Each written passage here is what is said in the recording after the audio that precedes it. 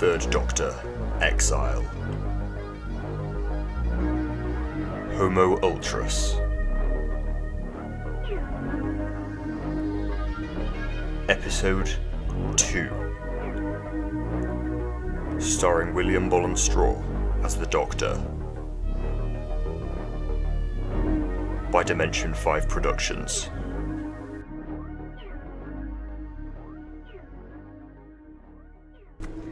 The basement's underneath the entire complex, the building within the island. See that room there?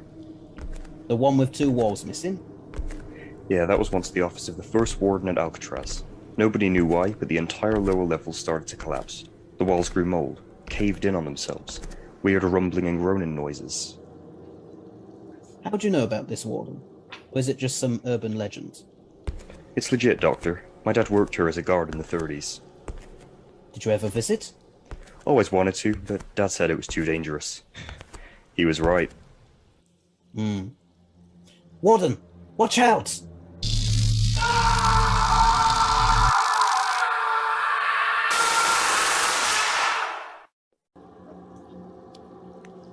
Hold your fire! It was a trap! What do you mean? Well, the warden here was the furthest ahead of all of us, and there must be some complex pressure plate system in place, which electrocutes and kills those who cross this threshold. Our deceased warden was unlucky enough to be caught in a trap. So, a force field? Yes, in a sense. Can we get past there? Yes, I think so. I'll need time, though. That can be arranged, Doctor. I'm still not fond of the idea of cooperating with you, but at the moment it's our only option. I want 3 of you to backtrack to find another way round if possible. Throw things every once in a while to check for traps. Yes, sir. How are we going to disable those traps? With science, Chief.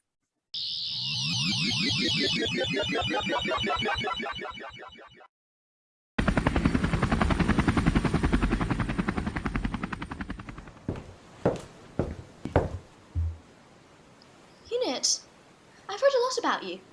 Investigating the paranormal alien activity across the globe. It's a bit sci-fi, isn't it? You can call it sci-fi all you want, Miss Haraja, but can you explain all the mission files we sent you? Metal Man outside St. Paul's Cathedral. Yeti in the London Underground. Mannequins smashing windows on high streets. You can't expect me to believe all of that, can you? Well, you believe in whatever's happening here, don't you? I suppose so. Either way, I'm not one prone to believing in your alien conspiracy theories. Come this way, I'll show you both to the corridors. They're scrawled in Morse code and he's written some interesting things. He? Well, someone's got to be writing this, haven't they? Miss Haraja. That's general to you. Okay, General Haraja. When was the last time these markings appeared on the walls? 10 minutes ago. Morse code was written down corridors as this invisible man was walking down them. A couple of times, he must have stopped in a room. Which rooms? 2 in particular.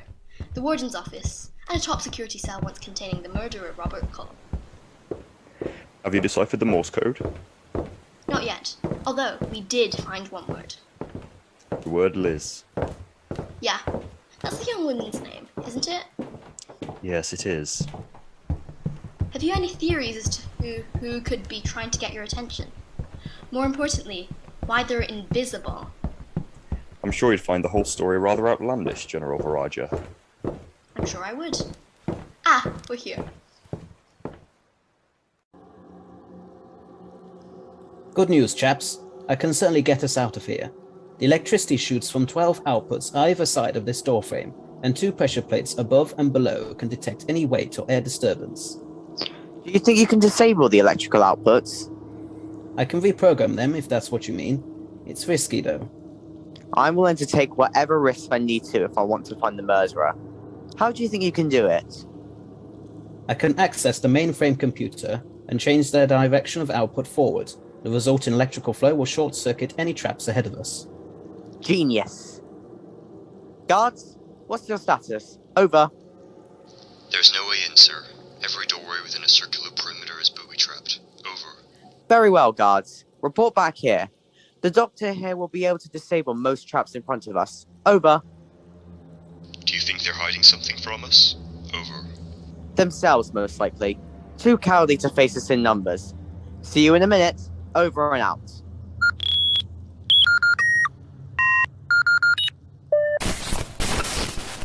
Finished. Does anybody have a coin? I do. Thank you. Aha! Excellent. Guards, you're just in time.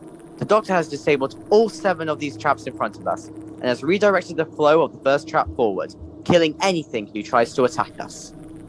Yes, well, let's not be too optimistic. We still have to face a murderer. Or worse. Shall we go then? In fact, I need to do something first. What is it?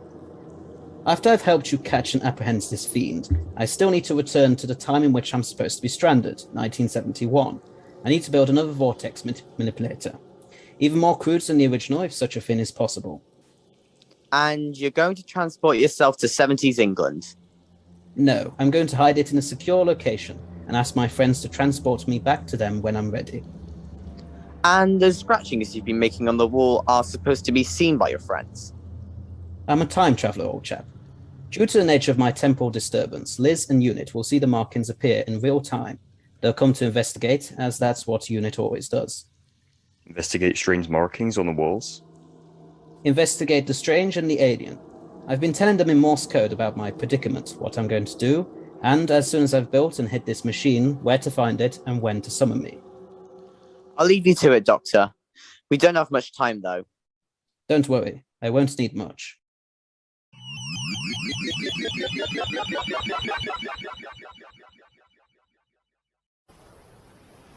Liz, Brigadier, Benton, Yates. This is the Doctor. The vortex manipulator sent me here in the year 1956. Something is taking and killing the prisoners here, and I'm trying to find out what it is. Soon I will build you another, which you can use to summon me back. I'll hide it in a place where nobody will find it for the 15 years between us. Except you. Go to the basement. That's it. So your friend, the Doctor, disappeared and is communicating with you from 1956? Yes, Oh, let me guess. He's a time-traveling alien or something. he is. The Doctor is 576 years old and built himself a faulty time machine. Now, let's get down to that basement. He'll likely be building this machine now, judging how long ago the code appeared. Do you think this vortex manipulator will work? Hard to tell, Miss Shaw. I'd expect so. This is the Doctor.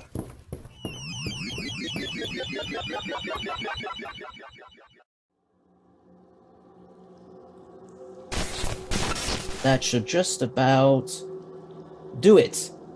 Ah, not too bad, considering the scraps I had in my pockets. What are you doing that for? Setting the space-time coordinates I'm from, so all Miss Shaw will have to do is press a button and I shall be transported back there. When I say, of course. Eureka! Do you know any places I can hide this? Of course. Thank you, dear fellow. Liz.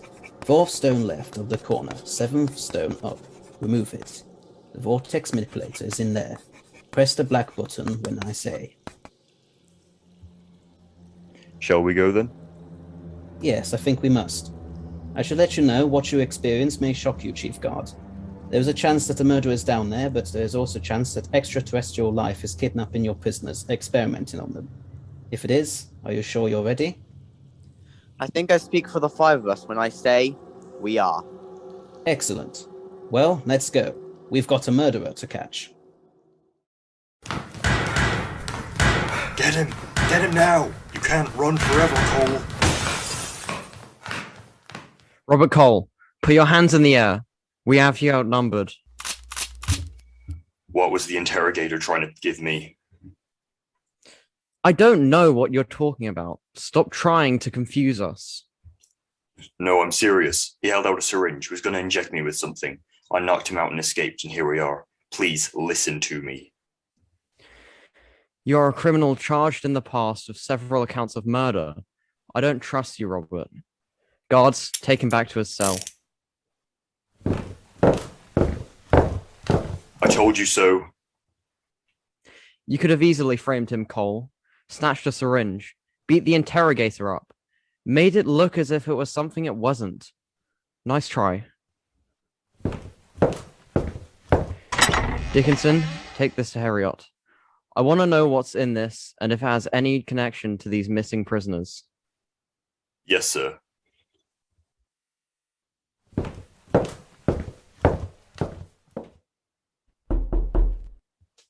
Come in. Ah, Dickinson, what a nice surprise. Hello, James. Nice to see you too. Boss has sent me to hand this to you. Any background information? Did you hear about the attempted escape by Cole? He was taken back to his cell. They found an unconscious interrogator holding this. As far as I know, he tried to inject this into Cole. He's been taken for questioning and he'll come around soon. How interesting. As far as I can see, it's a metallic compound of some kind, judging by the silver nature of the specimen. Naturally, though, I must complete a full analysis of the compound. How long do you think it will take? Oh, not long, I shouldn't think. Give me 1 hour. Rightio, Harriet. Now I best be off. Interrogator Moore should be coming around. Be interesting hearing what he has to say. Goodbye.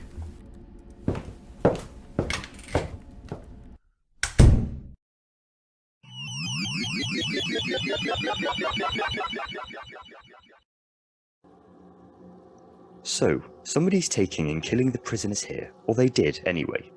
Does UNIT have any documentation of any Alcatraz-based incident prior to this? Not a one, Miss Shaw. Besides, UNIT was established in the 1960s. Of course. Do you think this kidnapper-murderer is, or was, an alien? Probably. You know what the Doctor's like, always getting himself into trouble. Yes. How nice. Reminiscing about an old friend. From your perspective, he's been gone for 3 hours. You were away from him longer than when that Carrington fellow kidnapped you in the bunker. How do you know about Carrington? I know plenty of things. It's my job. Anyway, why don't you take the vortex manipulator out? From where? 4th stone left of the corner, 7th stone up. The Morse code is right behind you. So it is. Well, it isn't exactly to see down here. Does it say anything else? It says, Liz, 4th stone left of the corner, 7th stone up. Remove it. The vortex manipulator is in there. Press the black button when I say. I'll get it.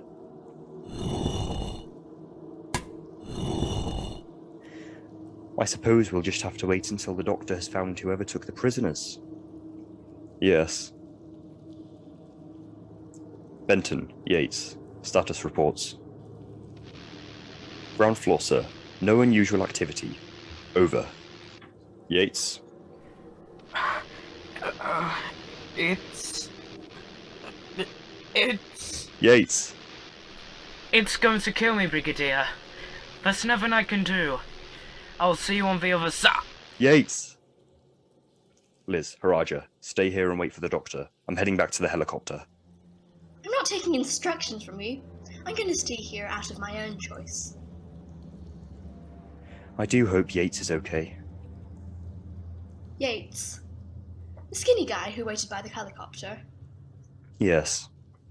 Oh, I'm sure he's alright, you know. You not have a habit of getting yourself out of situations like this. Do you have any idea what it was? I don't know. A Yeti, perhaps? Or even worse, a Dalek? A Dalek? Yes, nasty little things. They have a habit of conquering this planet. I've never remembered any invasion from these Dalek creatures before. No, you wouldn't do. Anyway, it's probably not a Dalek. Stranger things have happened.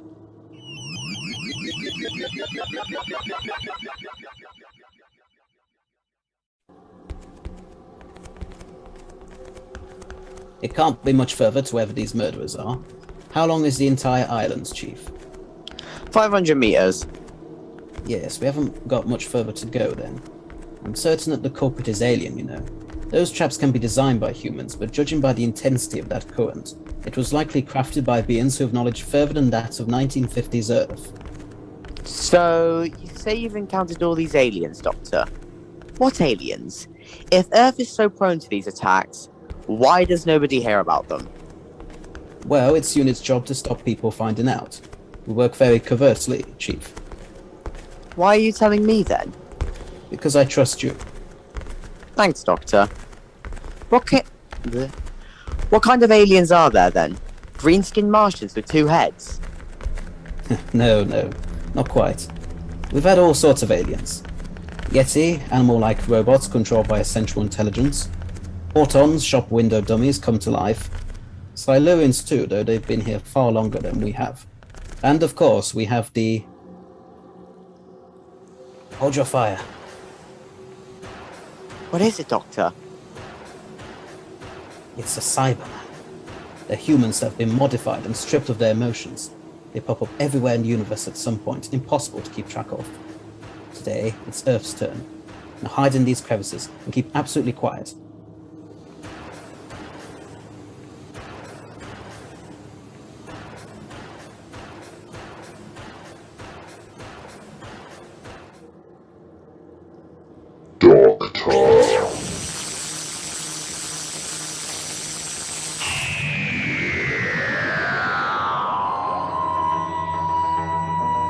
The Third Doctor, Exile.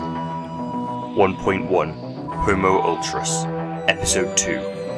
The Doctor, William Bollands-STRAW, Liz Shaw and Brigadier Lethbridge-Stewart, Charlie Buckley, General Haraja, Hazel D. Ash, Chief Guard, Jamie Edwards, Captain Yates, Scott Barron, Cyberman Robert Cole and Sergeant Benton, Charlie Buckley, Guard 4, Chris Dupont, James Herriot, Ben Greenland, written and directed by Charlie Buckley, cover and credits designed by Matthew Watkins, incidental music by Philip Chance, inspired by Delia Derbyshire and Ron Rayner, produced by Charlie Buckley for Dimension 5 Productions.